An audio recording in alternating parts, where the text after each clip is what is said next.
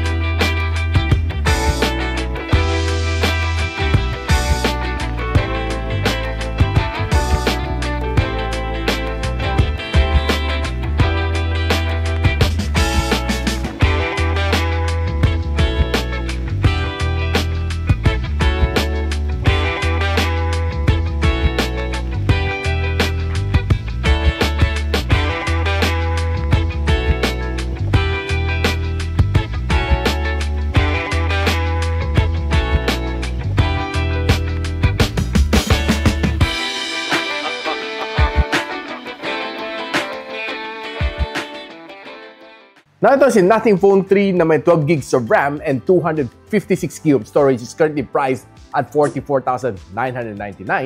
And ang kanyang 16 gigs of RAM and 512 gigs of storage would be priced at 50,999. Ito naman si Nothing Headphone 1 would be priced at a starting price point of 14,999. More details on the description box below or just simply click the product link. Kung gusto naman bilhin tong offline, just head on over to any Digital Walker store nationwide. Now, simpleng pag-usapan muna natin itong Nothing Headphone 1. This is the first ever na meron ni Nothing na headphones. And honestly, it feels a little bit different on its own league. Eh makita mo, carry over pa rin niya ang transparent design niya. Medyo shying away siya from the traditional na mga oblong or mga circle na design. Ang kanya is medyo rectangle ang kanyang design. Akala ko pati yung kanyang ear cup is also rectangle. Buti na lang hindi. One thing to like dito sa kanya is, of course, siyempre extendable din siya. And another good thing is pwede mo pa rin gamitin ang inyong audio cable. Na pwede nyo gamitin siya to any device na may audio in. And after using this one for a couple of days, I would tell you guys na sobrang ganda ng kanyang sounds. I've been sound tripping sa Spotify, listening to different song, different genre. And I would tell you na, uy, ang ganda ng kanyang sounds. You can probably forget yung mga Sony 1000 na X Mark 6 kasi ang mahal ng kanyang presyo at around mga nasa 27,000 pesos. This is just only at least half ng kanyang presyo. Pero yung kanyang quality is almost as good as yung kay Sony. One thing to like dito sa kanya is comfy ang kanyang fitting. Hindi siya irritable sa aking tenga. So wearing this for long hours, definitely okay. So kung naghanap ka ng headphones na astig na won't break your bank like the Sony, you can check this one out from Nothing, si Nothing Headphones 1. More details sa description box. Now, going back sa Nothing Phone 3. Now, you will see yung kanyang design is medyo ni-revamp nila. Yung kanyang camera module is medyo magkakahiwalay sila.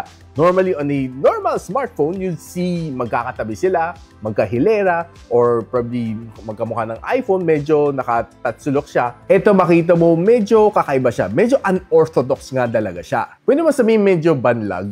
And another thing is meron siyang pressure-sensitive switch dito, which activates itong glyph interface niya na bago. Now, one of the changes na makikita mo dito sa kanyang glyph interface is no longer nandito na sa kanyang katawan. And makakalikot mo naman siya lahat dito sa kanyang glyph interface kung anong gusto mong gawin sa kanya. And meron din siyang glyph toys na pwede mong laruin. Pakita ko sa inyo. Press this pressure-sensitive na button dito. This is kanyang stopwatch. Okay? Ito kanyang truth or dare na bottle. And this is the battery indicator. Yan, so if you long press, yan, stopwatch. Gagana siya. Long press to stop. Okay? Then, next. Gusto natin yung ito, truth or dare. So, long press para mag-spin siya. Yun. So, diba? It's just a good game. No? If you want tutor there lang, yun, no? Nice, nice. Kakaiba lang siya. It's more of nandito na siya sa indicator na ito, which makita mo as we move along. So, I'll be swiping over. Yan. No? Ina-access natin different ringtones on the other screen. Yan, di ba? So, you see different notification. Yan. Okay? Hindi na siya kasing loud ng before. No? So, you see all of this different glyph interface. Yan. Da. Which is medyo refreshing naman siya. Another thing is that nandyan na kanyang glyph indicator dito. Yan, pag pindot mo, mag-screenshot siya, pwede ka mag-add ng note, pwede ka mag-add ng voice message like this one. Then, after that, no, you can stop and you can save. Yan, ganun lang. Then, ma-access mo siya sa kanyang gallery. Now, one thing to like din dito sa kanya is metal na ang kanyang frames dito. And it feels good, no? Feeling iPhone-ish ang kanyang feel. And masarap hawakan naman kanyang phone. Ang likod niya is being protected by the Corning Gorilla Glass Victus. And ang kanyang harap is just being protected by the Corning Gorilla Glass 7i. I'm not quite sure, no, kung bakit yung likod mas matibay, mas scratch resistance, kaysa yung harap niya, which is kind of weird. Hindi kaya nagkabaliktad lang si Nothing dito? Who knows? Yan na nasa official spec sheet. Kaya guys, ano mas gusto niyo scratch resistant? Ang screen niya sa harap or yung glass niya sa likod? Let me know in the comments. And pagdating naman sa kanyang bezel, katamtaman lang nipis ang kanyang bezel. Not the thinnest that I've seen, pero not so bad na siya. And of course, nandiyan pa rin ang kanyang Nothing UI, which is of course very clean. Now, one of the nice things naman talaga dito sa Nothing OS is malinis talaga siya. Taking a look at this one, makita mo, no, everything's really black and white. So, there are times na medyo mahirapan konti, pero it's just really organized. Para sa mga taong OC, this is probably the perfect na UI para sa inyo, si Nothing OS. Pag tinignan mo, no, very malinis siya, very organized, and siguro kung if you want to check all of the other apps, swipe up mo lang, makita mo sa app drawer, lahat nandito. Ito, colored na. Pero dito sa labas, everything's black or white. Meron pa nga siya dito over limit na counter, no? I'm using the phone more than yung recommended. So, I've been really testing it throughout the whole day, kaya ganito siya. Now, this phone is being powered by the Qualcomm Snapdragon 8S Gen 4, which is a 4-nano chip na meron ni Qualcomm. And it's also LPDDR5X na RAM and a UFS 4.0 na ROM. Nung sinalang ko to sa Antutu benchmark, it got me a 1.8 million na Antutu benchmark score. Ito ang breakdown score. Ito naman nakuha kong CPU na benchmark score from Geekbench. Ito naman sa kanang GPU benchmark. Looking okay naman kanang thermals and it throttled to 76% na kanang best performance. Now, ang battery nito is not the largest that I've seen. It's just 5,150 mAh na battery and can support up to 67 watts na fast charging. Except walang charging brick kasama dito sa box. So I'll suggest that you get a Ugreen na charger na 65 watts and it supports a lot of ports dito sa likod. It got isang A port and dalawang C port which magagamit mo to charge multi-devices or kayang-kaya naman support ang 67 watts na fast charging ni Nothing Phone 3. Meron din siyang special na Genshin Impact Edition. Lalagay ko na lang yung details kung saan yung mabibili sa description box. Now, another good thing din dito sa kanya is it supports 15 watts na wireless charging as well. Now, on day-to-day average usage naman, kaya naman na magtagal ng one whole day without even charging as long as normal usage ka lang, meaning na normal usage is walang heavy gaming and walang heavy na video taking and most of the time naka-Wi-Fi walang problema, kaya na mag-survive ng one whole day. And nung sinalang ko to sa battery stress test ng PCMark, it got me 19 hours and 31 minutes na screen on time. This is based on 50% brightness and 60 Hz na screen refresh rate. And here are some important details that probably you might want to know. This is a IP68 na dust and water resistant rated na smartphone which means kaya mabuhay naman itong phone mo kahit nahulog to sa tubig. Huwag mo lang sasadyain gawin tong underwater camera, by the way. It also supports Bluetooth 6.0, Wi-Fi 7, and the best part, eSIM supported na rin siya. And currently, this is built under Android 15 and it's running Nothing OS 3.5. Meron siyang 5 na OS upgrade and meron siyang 7 years na security patches, which is definitely good para sa mga Nothing users. Now, pag-usapan natin kanyang display. This phone has a 6.67-inch na flexible AMOLED display. 120Hz screen refresh rate, maximum brightness is 4,300 nits, and meron din siya 1.5K resolution. And this is, by the way, being protected by the Corning Gorilla Glass 7i. Now, one of the good things naman dito sa kanya is kung mahilig ka sa socials, wala ka maging problema dito. Swiping on the screen is definitely okay. Kasi smooth naman ang every experience ko dito. Tinry ko naman to sa Facebook, sa TikTok, sa Twitter. Maganda naman ang aking experience. As long as you have a really nice na internet connection, swiping won't really be a problem. Makita mo, smooth na smooth. And if you're watching your favorite videos naman dito on this phone, expect to give you a really nice na experience dahil ang ganda ng kanyang display. Very bright and very punchy ang kanyang colors, and you expect nothing less but a really good display. Now, since this phone has a stereo speakers, 3 butas sa ibabaw, and 6 na butas dito sa ilalim, check lang natin kanyang sound quality.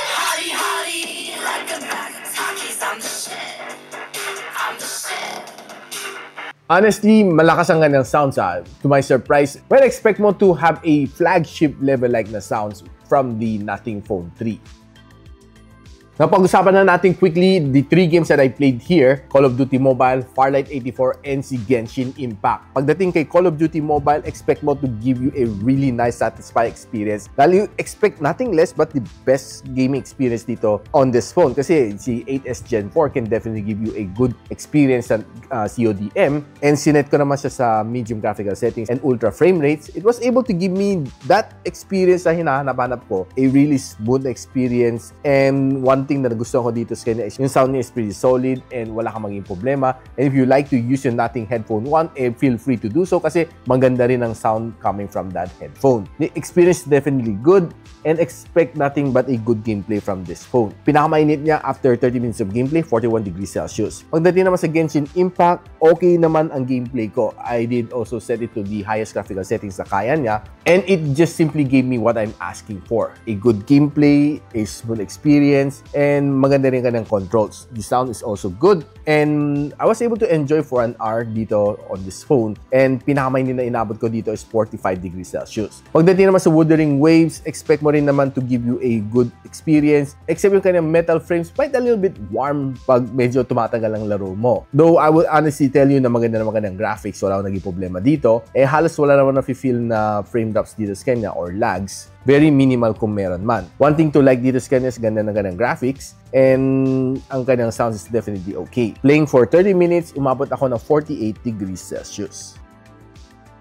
Now, quickly, pag-usapan lang natin kanyang camera. This phone has a 50MP na main camera sensor with OIS, a 50MP na periscope telephoto lens with OIS, and up to 3 times optical zoom, and meron din siyang 50MP na ultra-wide lens with a 114 degrees na field of view. Ang kanyang harap is a 50MP na shooter. Both front and back can shoot you up to 4K and 60. So, alam naman natin na si Nothing Phone 3 has a really good camera. Taking a look at some of the outdoor shot na nakuha natin, with this simple shot, I would say na ang ganda ng kanyang pagka-render dito. Very nice and quite vibrant na kanyang colors. Taking a look at itong kanyang gitna, kanyang flower. Looks really nice, no? And one of the things na magugustuhan mo talaga dito sa kanya is very maganda nga na pagka-bokeh dito. So, itong mga subject niya looks really nice and sharp, and maganda yung kanyang pagka-background blur as well. Now, another thing is that mabilis siya mag-focus sa mga malilit na item like itong rosebud na ito, which is quite small.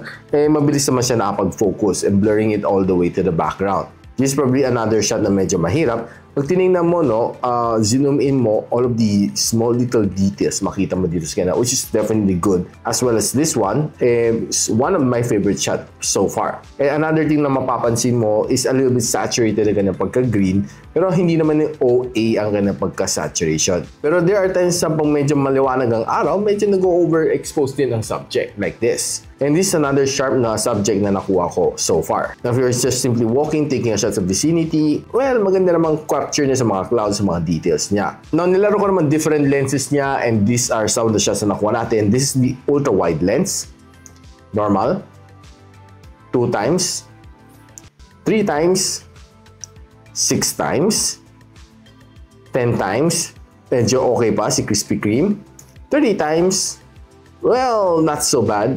And 60 times. Well, honestly, I'm quite impressed din sa kanya digitally zoom na output, eh mukhang okay pa rin siya. After 60 times zooming, still very much usable pa rin ang kanyang photo. Now, if you go indoor naman, eh equally impressed ako dito sa kanyang camera. Kasi I was able to take a lot of shots while I was strolling sa Green Hills. These are some just very simple shots. Quick snap lang naman siya. Just point and shoot lang naman. And checking some of this production, mapapabilib ka lang talaga sa ganda ng kanyang camera. And honestly, I was quite impressed with most of the shots na nakuha natin. Trying to shoot some Christmas lights kahit medyo hindi pa naman malapit ang Christmas, eh mukhang okay rin naman siya, no? If you zoom it in, you'll be able to see details sa mga ilaw na ito, kahit ito, no? This is a very simple shot, pero it's really nice, no? Ang ganda lang ng pagka-capture, and pati itong ilaw na ito, no? Really nice. As I further stroll along sa Green Hills, eh, these are some of the nice shots na nakuha natin. And itong signage na ito, no? Itong LED lights is looking really nice and sharp din as well. Now, kung kumukuha ka naman ng mga product apparel shots naman, eh, you'll be able to get some really nice one. And this is the jersey of the NBA Finals MVP for 2025, si Shea. And ito naman kay Haliburton. Now, equally nice din naman if you are trying to focus some subject naman on the indoor, and you'll be able to get some really nice snaps din. Pati itong mga lantern nito looks very nice. And taking a look at some of the food shot naman na na-capture ko, equally nice din ang mga na-capture ko. Just simply look at the details and the oil.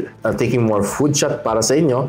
And here are really nice na food shots na nakuha ko. No? I was surprised din ang ganda ng camera ni Nothing Phone 3a. Pati pagkuha dito kay Spider-Man is looking really nice, pati dito kay Lego. Even taking this low light figurine shot of mine dito sa aking studio, looks pretty nice and solid, as well as this one from One Piece. Now, taking a look at some of the outdoor shot from his selfie camera, I'm quite impressed din sa mga details na kaya na i-capture. Looking quite nice in mga outdoor shot na nakuha natin. And you really see yung mga details ng pawis ko, pati sa buhok ko. And I really love yung kind of front-facing camera. It's definitely a performer. And if you're trying to use it indoor, equally nice din na makita mo preserve pa rin some of the details sa aking mukha. Though it's a little bit smoother as compared sa kanyang outdoor na samples, but still pretty nice and solid pa rin mga samples na nakuha ko from the indoor environment. Now, if you're trying to vlog using the front-facing camera, quite solid din ang kanyang front-facing camera. And you'll be able to use this as a really nice now vlogging camera. Now, if you're using naman ka ng rear camera, expect it to be really smooth.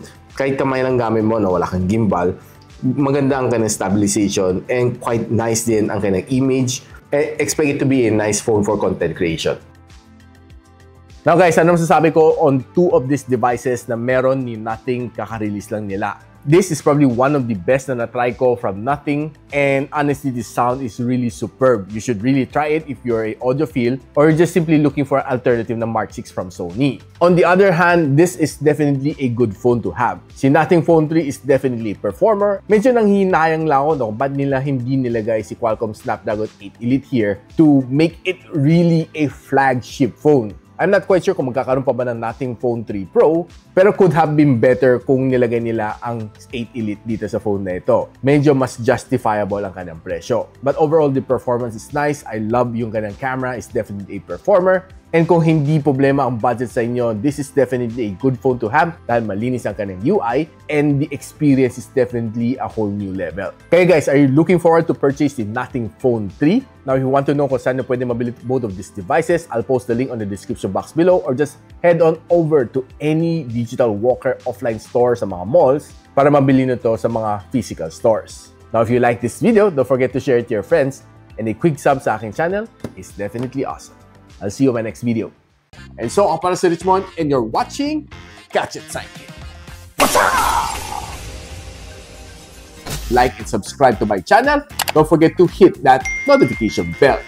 For one of my latest uploads, click the dito. And for one of my popular uploads, click here.